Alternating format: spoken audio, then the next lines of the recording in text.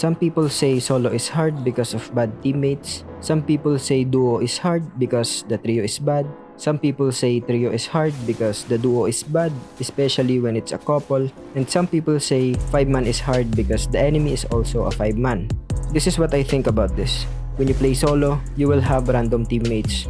I heard a lot of people complain about solo being hard because of bad teammates. But it's not really like what they say. It's only partially true. And it's not always like that. For me, mindset plays a lot of factors in winning ranked games. When you play solo, you have a high chance of having bad teammates. If you focus on that part, trust me, it won't do you good. Having a chance of having a bad teammate also means you have a chance to have good ones. You might think it's not fair, but actually it is, because it's unfair to everybody. Whatever you experience, your enemy will also do. Winning in solo queue is really easy. The one who keeps crying and whining loses the game more often. Mind games really do play a huge role here. If the enemy somehow mocked you and it made you type on the keyboard a lot, trust me, you will more likely lose, because you are being manipulated. This is what I usually do when I'm playing on solo queue. First, I evaluate my advantages. Next, I'll evaluate my disadvantages. Let's talk about the disadvantages first. Okay, in solo, the teammates are unreliable. Some teammates don't know how to do objectives. Teammates often become complacent. It's where you are winning and then the enemy makes an epic comeback. Some teammates don't know the right build. There are countless disadvantages, which makes it hard to win consecutively. Now, let's talk about the main advantage you have. You should focus more on this one.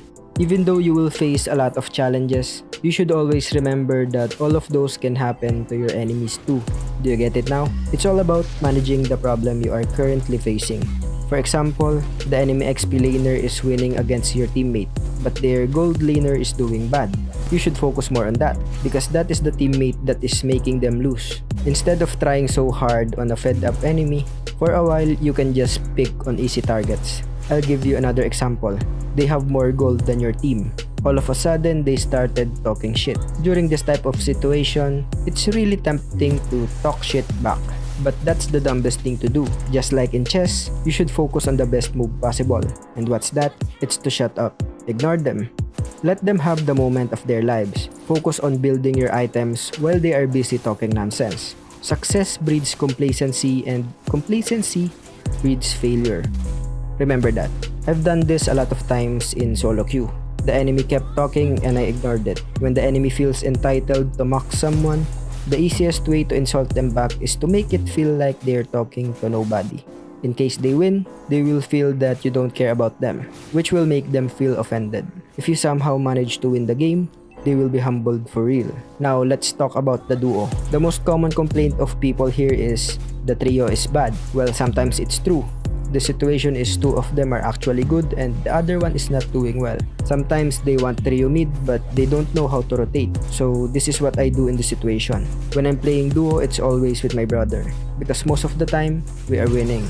We also defeated someone with 500 stars when we played rank just after the end season. So this is how we win our duo games. Let's talk about what we do and what we avoid doing. What we avoid doing is, we don't pick similar purpose heroes, especially if our teammate doesn't look like it will adjust.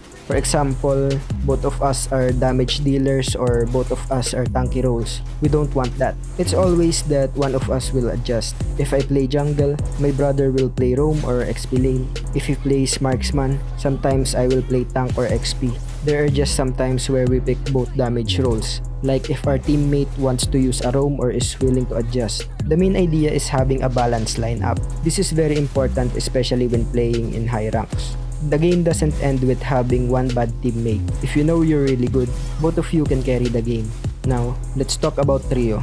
The common complaint here is that the duo is bad. If you play trio, you will often be teamed up with couples. One actually plays well and the other plays badly, because the one who plays well just carried the other and doesn't actually know how to play the game. This doesn't give us a reason to be shit players. It's all about understanding the goals. Most of the time when we play rank, our goal is to win.